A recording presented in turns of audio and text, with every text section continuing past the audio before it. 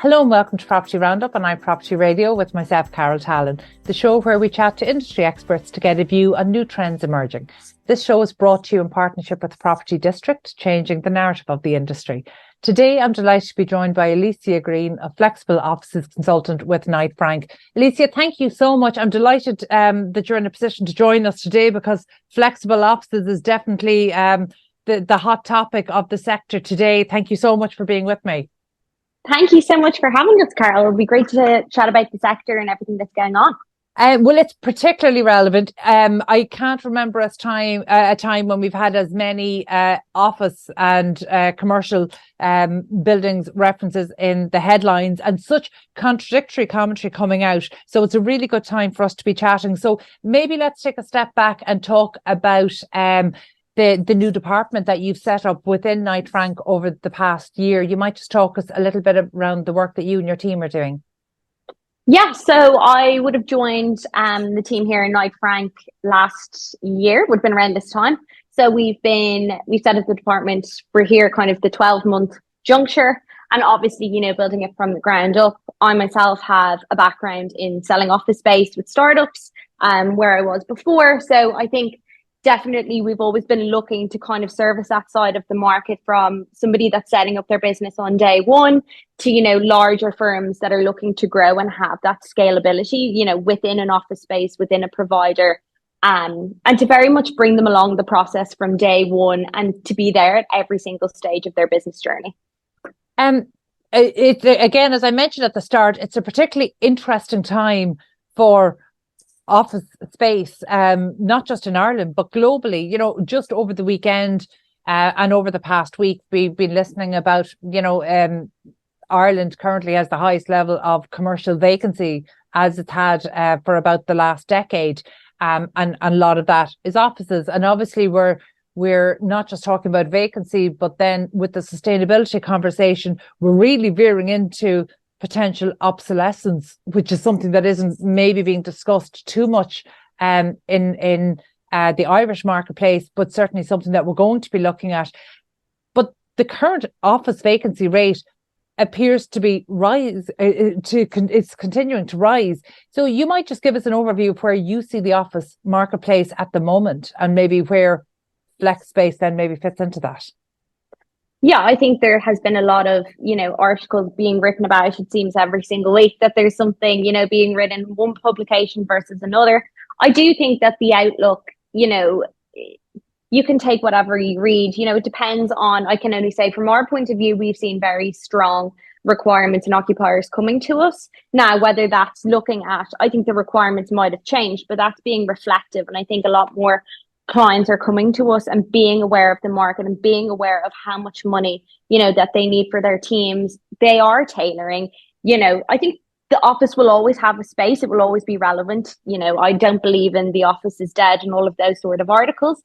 People will forever need that space that is synonymous with their business, that brings their teams together. And I think as well for the next era of talent, they need a space to call their business home. And it's where they're going to get, the next generation are going to have their formal training, and they need to understand that this is what working life is like. So I think more so the changes that we're seeing is the shift in occupiers' demand and also how they are changing the ways in which they work.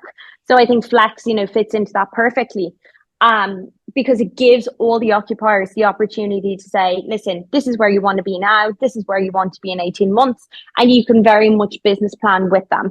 And all of the providers that we work with, very much from day one, when we speak with them, we're going out with the requirement. They'll say, where are they at today in terms of headcount? Are they going out fundraising? Do they plan on being, expanding? Are they looking for an acquisition? And with that, how can we grow with them as a provider? The retention is a huge thing as well. And every single, provider we work with wants clients to grow within their portfolio, whether they have one building or 16 buildings, and is that worldwide? Is it countrywide in Ireland? So I think we are seeing a lot more people, and as well, change in the shift of the clients that are going to be coming into flex as well. We're seeing a lot more professional services. We're seeing term lengths being signed for, in excess of 24 months, whereas before it might have been 12. We are seeing other people in terms of the managed solution that are signing anywhere from 3 to 5 years. So, the sector is maturing. It obviously isn't as mature as other markets, but I think definitely Dublin is becoming more so on the map for foreign firms, but also I think we're going to see, even in the funding rounds, a lot of the Irish firms are going to be the ones to really come out on top. And with that, they're going to be the big name occupiers. The tech ones, dominated for so long, but I think the homegrown Irish companies that are funding and growing here will be the next big occupiers in the market. That's a really interesting perspective. And I love the business model of almost becoming the journey partner for businesses. So from startups, and this possibly is coming from your background working with startups and helping them to get space.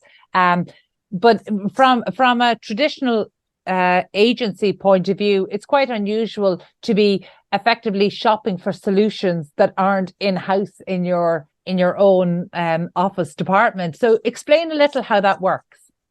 So, and we'll give it as a business example. Somebody will come to us and say, listen, Ali, I'm looking for 20 to 40 desks, or it might even be now we're seeing more and more people are coming with the square foot. So even in that, the requirements are becoming more and more tailored, and the language being used is a lot more being stolen from, say, the traditional side of the market, if you will. So it'll be very much that they'll come down and say location. We will then go out to all the providers we work with. So we work with everybody from WeWork, Regis, Iconic, Glandor, Pembroke Hall, all the main operators in Ireland or who we are working with at the moment. And we will say, this is our client, this is what they need, send us all the options. And then what we will do is we will tailor all those options to our client. We will then present them with the options with the hopes that they will create a shortlist. We go out to tour and we will sell them, the benefits of every single space based on their budget, based on the location. So we try and get them as close. I always call it the 3 wishes. If they had a genie and they came and said, exactly, find me this, you get as close to that as you can with all the other, determining factors. And then obviously, once they're happy with the space, we would then go back and broker the deal and say, this is the term, this is the price. And then these are the prospects of the growth of the company. So I think for us, our unique angle is that we very much get to know the clients that we work with. We're not just looking for, say, right now, we're also forward planning for where are you going to be, in 2 years' time. And then, that works both ways, whether they're doing extremely well and they've funded and they're growing, or, there is another side of the coin that, startups, have a very high failure rate, but at the same time, it peaks and troughs. So I think we saw a lot of that in the recession, and, that's probably the best thing about the flex market is that it is so agile. So you want to be there for the clients on every part of it. And really, I suppose you have to nurture those relationships, because what could be a 10 desk today could be 100 desks, within a year. So it's kind of really working on those relationships as well. And I suppose we pride ourselves on the service that we give our clients. It is very tailored, and, they're very reactive to us. They're very honest, and they'll say, this doesn't work. What about this? Go back for this. So there is a lot more negotiation to it. It's not as simple as, just showing them a space and them signing a license agreement. There is a bit more of a collaboration. Yeah, no, I can absolutely see this. And actually, to me, it looks like you're taking on the role of buyer's agent in the commercial space, which I think is really interesting, because obviously we do have that in Ireland, but it's slightly stunted. And the potential for growth in the sector is arguably stunted because we don't have a MLS system or the multiple listings, so we have limitations to what a buyer's agent can do in the residential market. But interestingly, a buyer's agent model can work much better in the commercial space. So it's really interesting to see you do this. I'm very curious on 2 fronts. First is around the culture and really what's a legacy from COVID-19 and the pandemic and how we've changed our behavior. First of all, let's start with the culture of people working remotely. We're already starting to see cracks in that. We're seeing employers say actually productivity has fallen, and it's really interesting from our own perspective within Property District. We were operating remote working years before the pandemic, and it worked well. And then obviously we were wholly remote during COVID. And since then, we are finding problems with the remote working model to the point where we are in the process of multiplying the space we have in our Galway office. We're actually taking a space that's about 4 times larger, not just because the company is growing, but because we want the team in the office. And I did not envisage years ago when I was so proud of our remote working team. I didn't think that day would come. And in my experience, something shifted during COVID. So yes, more people working remotely, but something happened to the productivity and it has fallen. And I hear it from employers across the board. So can we just maybe take a moment to talk about the trends that you or your, not just kind of the providers of flex space, but say the companies that are going into those spaces. What are their attitudes towards remote working? Are they trying to facilitate remote working, or are they trying to encourage people into better office spaces more often? I think it's, there are two sides of the market. You have, say, the occupiers that are coming to me and saying, we are completely operating, a 3-day mandatory, this is when our team will be in the office. And then we have other ones that say, listen, we want people to be in. We don't want to have the forced conversation, because I don't think that necessarily works on a human level. I think it has to be a very slow transition. So on that side, we are seeing people that are saying, we want a new office, but we want it to be a place that people want to come into, that it's not a chore. So, I think it's like everything in the market. People do they want bigger? Do they want better? Do they want shinier? I think we're seeing that people maybe have revised, in some sectors, have scaled down, but even within that, they want grade A space. They want it to be beautifully designed. They want collaboration space. So they want a lot more. So I think with that, and that is something that the market kind of has to very quickly react to. So I think, it's all to do with, I think in the flex sector, it no longer is seen as just having a desk and a chair. People want a community that they can be part of. They want space outside of their four walls where they can meet other people, that they have these like-minded communities, that they're meeting fellow entrepreneurs, that they're meeting contacts, and to be in a multi-tenanted building in flex, you have that. If you walk downstairs, you can say to the front of house team, and generally across the sector, they're very good at this, at knowing their client schedules. So clients will very much believe in them and believe in their recommendations if they're looking for legal representation, if they're looking for an accountant. Digital marketing is a huge other thing, and if they can find that in-house and have those synergies, that's what makes these buildings flourish and these communities thrive, is very much that then, you're feeding back into this community. Another thing, I suppose, is the wellness aspect. Are buildings providing that? Is there a wellness room? Is there an on-site gym? Is there collaboration spaces? Is there, podcast studios is a huge thing now. Lots of occupiers are looking at, because so many people are doing in-house content now. So that is another huge sell. I would say, for the other occupiers, one large floor plate, but they have everything self-contained. So they'll have their own sort of galley style kitchen. They'll have, open meeting rooms. Gone are the kind of executive offices. It's very much open plan. There's no fixed desks. So there's a lot of desk booking, programs that are now being, I suppose, sold to the market for people, to show that hybrid working policy. And, you could be sitting with somebody new today that you never met from your company. You might have joined it a year ago. So I think everything is becoming a bit more, I suppose, holistic. And then you have the other sides as well. If you don't want to hire an office manager, flex really works because everything is there for you. If you want to have events, they'll be on site. If you want to, do team days, you have all your meeting rooms there, everything. So it's moving more to sort of, I've read a lot of pieces, Carol, about like the hotelification of the market. And that's definitely where it's going. You walk into some of our amazing buildings, yourself, you've been in a lot of them, the Iconics, the Grafters, these sort of locations. You walk in and sometimes you look and you go, this is actually amazing. It looks like a hotel. So I think that's also where people want to go. They want that very polished look, but they don't want to have to do the fit out. So they are availing of that. It's interesting. You use the term hotelification, over the past number of years, it's really emerged from space as a service. But most recently, I've heard it referred to as almost an arms race for amenities, because actually people are competing on amenities. And It's interesting to hear the increased requirements, but alongside increased requirements and people wanting better quality and more and more and more, is that they have to be willing to pay for it. And in the early days of certainly co-working or shared space, they were an affordable alternative. They were something that a business did on an interim basis or while they waited to be able to invest in their own premises. Now we know that's a trend that has completely upended in recent years. So are people, whereas before co-working or shared space was not a premium. It was the other end of the market. It was the affordable. Now it is very much the premium.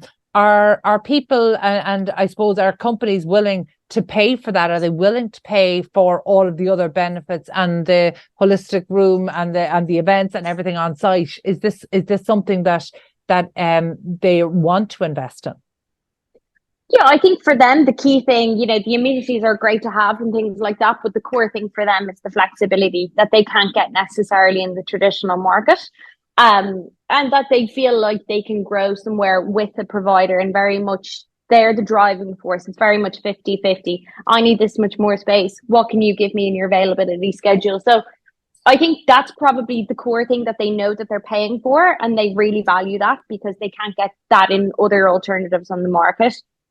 I think the other thing is as well, there's always this age-old sort of, I think that people love to write about is, flex serviced versus the traditional market.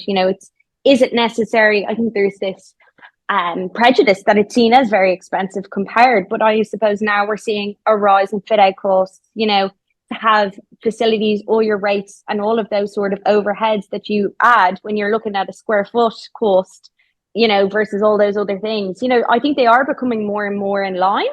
But definitely, there is a different aesthetic, there is a different design, but that's very much driven by the business model as well. So I think we're seeing, larger occupiers, dipping their toe into the market. We've got iPut doing their Making It Work solution, which has been hugely popular and it's done very, very well. Any clients we ever take in look at it and they really like, because it's bridging a gap between the flex service and the traditional. And I think, we're going to see more occupiers entering the market on the back of that because of the performance being so strong.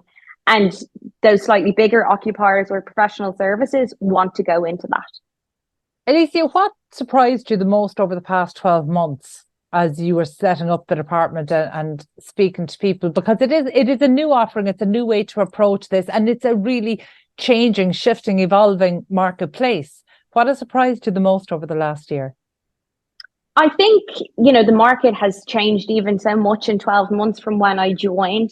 I think the big thing is I suppose for, even foreign firms that we've spoken to that are, have footprints in other jurisdictions and bigger markets, come to Ireland and they're very interested in it. They love the location, they love the buildings. I think it sometimes is harder to enter the market, but that's, based on landlord expectations and things like that, which is changing now. And I think a lot more people want to incorporate a small percentage of flex into their portfolios, which is great to see. We're seeing a lot more interest in that. So, and then we also have new people coming onto the market. The likes of Sunbrook are going to be launching in September. They're going to be a new provider. 5 beautiful Georgian houses with a very elevated product. So, the test fits are there. The data shows that it is proving very well. Across the market, we have about 87% occupancy across the building, so across locations. So it is very strong. All the data signals towards it. And I think I've been more surprised at the amount of people looking to come into flex as sort of swing space. They're waiting for buildings to come on stream in the traditional market in 25, 26.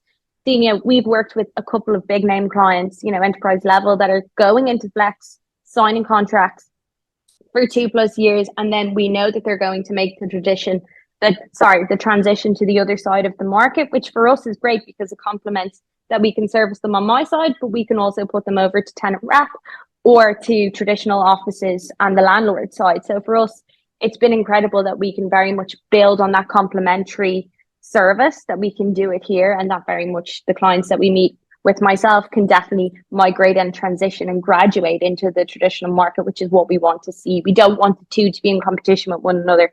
We want them to be complementary.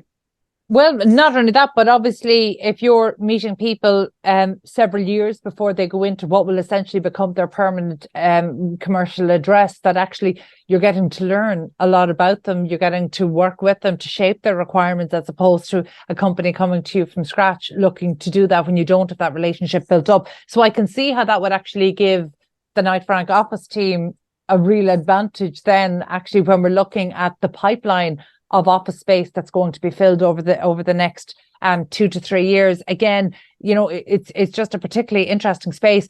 I'm always curious about startups, because I think startups are where, you know, where people don't understand how to use offices, essentially, because they're startups. They've never had to do it before. They also don't necessarily have a good handle on what their needs will be, not just today, but in terms of, you talk about scaling up for successful startups, and indeed the high rate of failure. And both of those things can happen very quickly, that it can be unpredictable in which direction it's going to go. So actually, for startups coming into the marketplace, you know, how are they approaching the office conversation? Are they more likely to not want to accommodate their full team all of the time?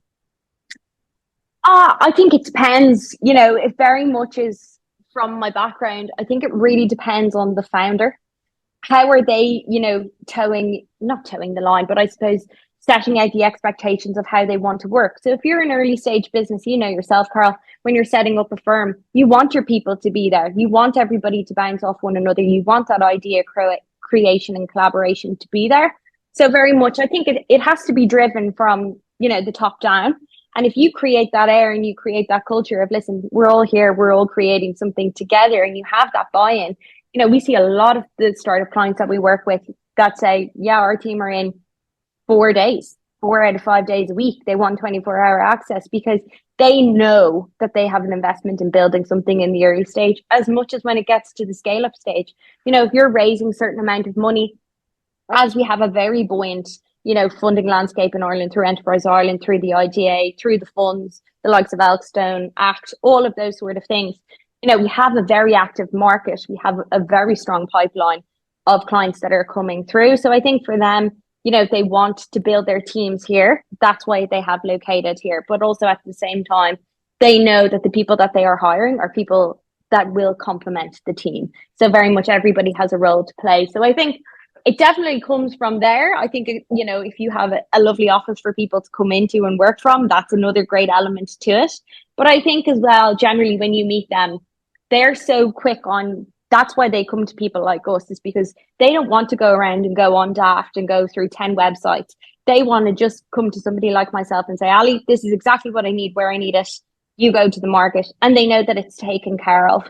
You know, we do all the heavy lifting for them, and we very much, you know, I would say there is a certain amount of hand holding throughout the journey, but then there's also, you know, the celebration that they know that we have showed them absolutely everything on the market. We are impartial. We just want to get them the space that they can, you know, that ticks all of their boxes, you know, that it's the right term length for them, but also a space that we know that they can grow from, or in time, if they need to translate to another part of the market, that we're top of mind because they've had a great consumer experience with us. So I think that is the other side of it, of why they definitely come to agents like ourselves to do it.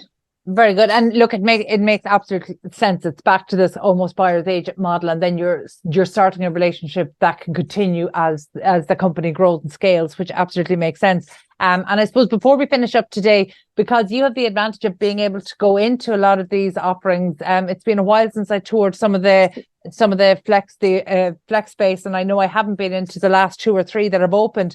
Tell me, what is the most impressive thing you've seen walking in? Because the level of fit out has improved and increased. And I mean, it's really, there's been a leveling up exercise happening across flex space providers. And I'm going to give Iconic Offices the shout out here for really raising the game. But then it makes others, you know, it gives the others a bar to rise up to. So from your experience going in and out of all of the offerings, what's the most impressive feature you've seen in any of these providers? Well, I think it's so varied. You know, we get to see, you kind of walk in and you see one, you know, style, and you very much know you could walk into a building, say a WeWork is very differently designed to how an Iconic is, because, and then it depends, is it, you know, is it a new building? Is it a Georgian?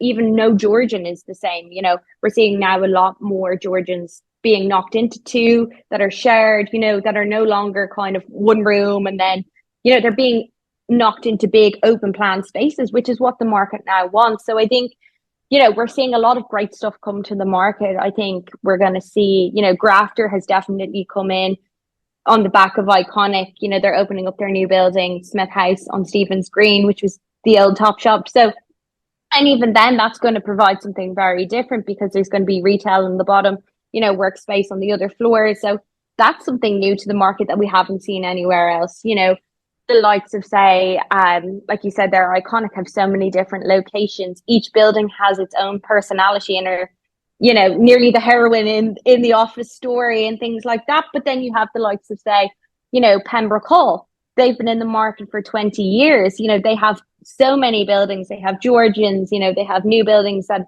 they launched Hennebeat Studios. You've got Glandor with the Bottle Works, which is completely different. You've got a lot of people that have been in the business for a very long time and have retained a lot of clients, which is amazing. And then you have new entrants that are bringing something new. So I think with every building, you see something that's very cool and very bespoke and very unique that you go, that looks really good. And certain occupiers will want that. And then that a lot of the providers themselves, go and look at other buildings and they see what they like and what they want to bring in a new building and things like that, or if they're going to retrofit.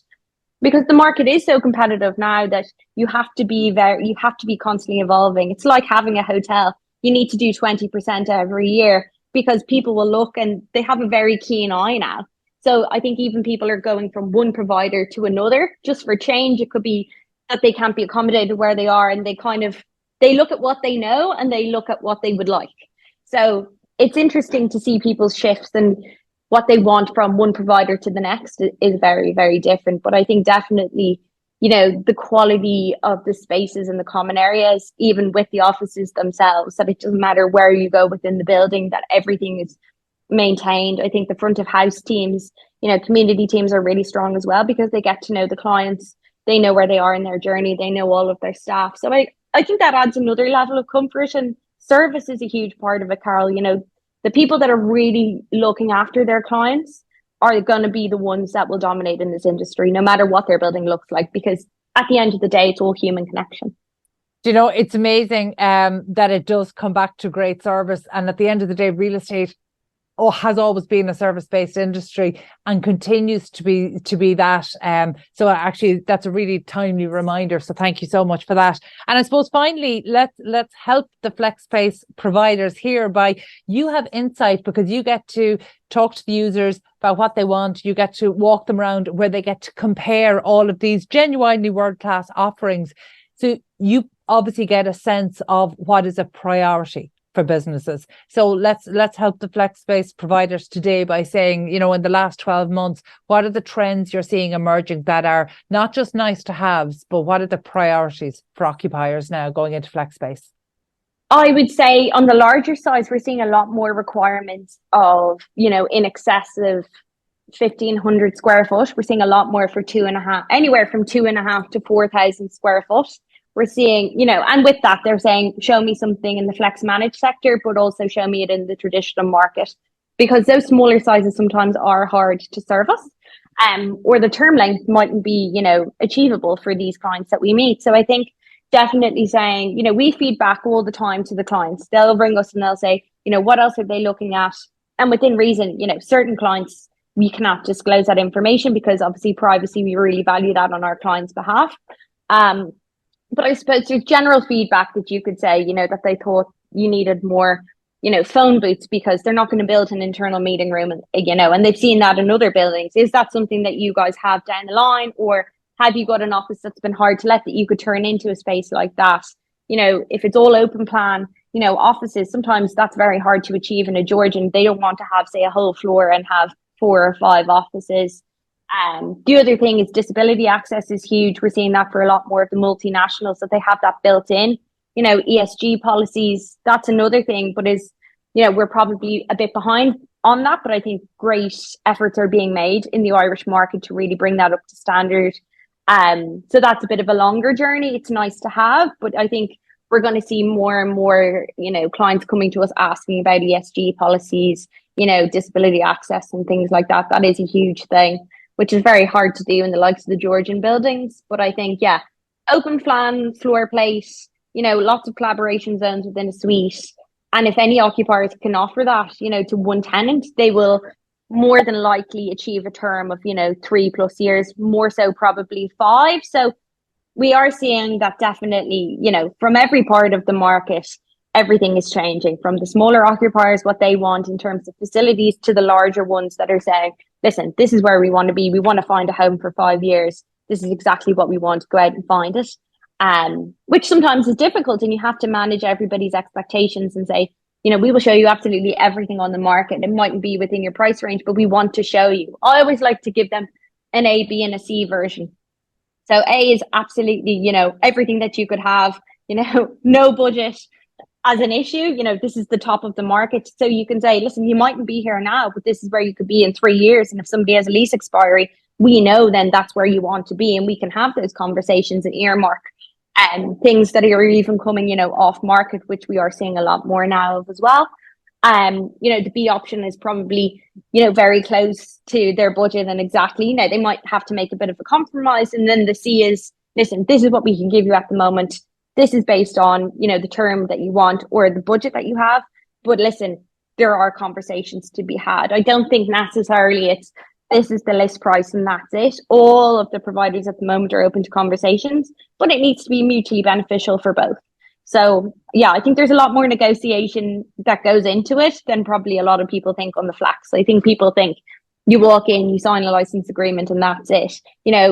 No longer is that the case. There is a bit more chasing, but I suppose that's what makes it so rewarding for us, that when we work with our clients, they know that we've been with them every part of the journey. And sometimes, you'll have a call with the provider and the client, and sometimes they won't feel comfortable saying certain things. And we have to go back and not play Mr. Bad Guy, but we have to have the honest conversation, because they know that we can do that because we have those relationships, with the providers and things like that. So yeah, I would say that's probably another part of it. I think it's a really interesting approach to this. Before we came on air, I was sharing with you that there was an interesting piece in the Seattle Times this morning, and it was calling the return to office the $1.3 trillion problem that few have figured out. And that's because it doesn't come down to buildings. It doesn't really come down to real estate. It comes down to user behavior and companies' behavior. And I think that's the unknown quantity here. So I think that while as humanity we figure out where we want to be spending our time, I think it's a really interesting interim model that you've built there. And I think there's no doubt that it would add massive value to companies who are looking at the flex space offerings and maybe struggling to decipher the difference between them and to differentiate between them. I think it's a fantastic solution. So I'm genuinely thankful that you took the time today to talk us through it, and best of luck to yourself and the team. I know you're only a year with the new department, but definitely hit the ground running. So absolutely best of luck to yourself and the team there at Knight Frank over the next year and the years to follow. That was Alicia Greene, Flexible Offices Consultant with Knight Frank. You're very welcome, Alicia. And that's all we've time for today. My thanks to Katie Tallon and the production team at Hear Me Roar Media. And also thanks to our show producer, Property District, changing the narrative of the industry. If you enjoyed this episode, please be sure to subscribe to the podcast and check out all of the other real estate and construction shows on iPropertyRadio. And thank you indeed for tuning in. We'll catch you on the next episode of the Property Roundup on iPropertyRadio.